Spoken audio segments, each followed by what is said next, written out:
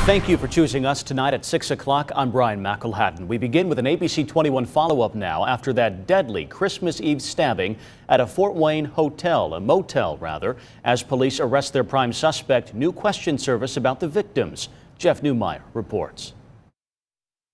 30-year-old Pedro Salas Lopez is locked up in the Allen County Jail, facing 2 preliminary felony counts of aggravated battery and 2 counts of battery causing serious bodily injury. The coroner's office has ID'd the victims as 32-year-old Daniel Mendez Lopez and 26-year-old Alfonso Mendez Lopez.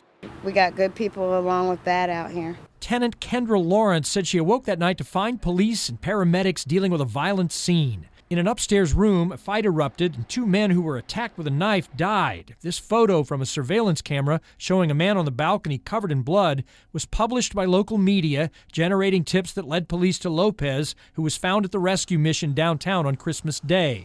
He told officers he'd come to town from Kentucky December 23rd to start a job at a Mexican restaurant. He told police he was in a bathroom in the unit where the stabbing happened, that he came out to find the other 2 men fighting, and one of them had Lopez's knife. He said he left to do job hunting, never touched the men, and returned about an hour and a half later to find the men dead. Police said Lopez's story didn't add up on a lot of levels, and the fact Lopez, in the surveillance video, had blood on his clothes and at one point could be seen removing items from one of the victim's pockets were major red flags. He later changed his story, saying he'd gotten blood on him trying to break up the fight. When police pressed him on what happened to the knife, they say he stopped answering questions.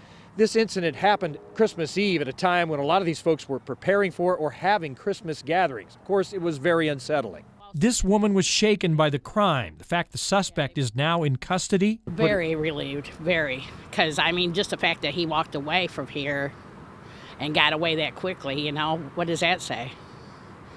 Kind of puts a pit in your stomach not knowing. But they got on it. I've seen him and, talked to him before. Lee Brown says the stabbing won't soon be forgotten. Everybody can go back to, having some kind of peace and, but I'm pretty sure a lot of people out here is going to be on high alert now. Lopez is expected to face formal felony charges that could be more serious in nature early next week. Jeff Newmeyer, ABC 21.